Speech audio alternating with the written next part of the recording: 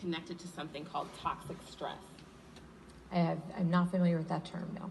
Okay, were you aware that toxic stress can actually change a child's brain because it's still developing? I wasn't familiar with the term. Okay, were you aware that the effects of these traumas are cumulative? They get worse the longer the trauma goes on?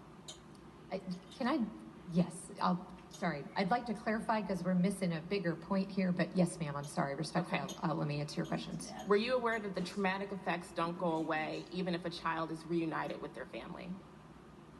I understand that they are, no. Okay. Were you aware that family separation can lead to behavioral changes and learning delays for children?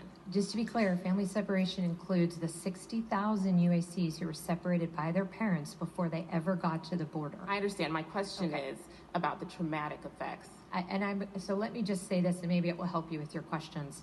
Families need to be put together. Children should never be put in this situation. We need to fix the system so that they're not. Thank you. Were you aware that family separation can lead to behavioral changes and learning delays for children?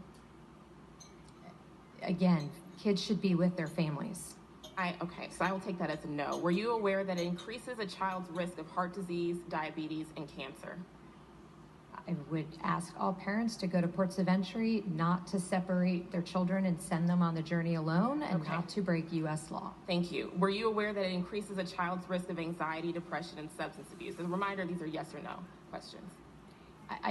Ma'am, if I could just cut to the chase, I think we're agreeing. Children need to be with their families. We need to fix the system so that we can enable them to do that. Ma'am, I'm trying to ascertain your knowledge, your prior knowledge of the health impacts of these children when they are separated at the border. The American Psychological Association reports that family separation is on par with beating and torture in terms of its relationship to mental health. Were you aware of that research prior to instituting the policy of family separation?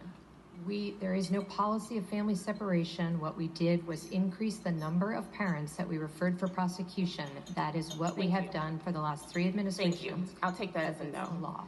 Let's go back even further to the El Paso pilot program for family separation that reportedly began in 2017.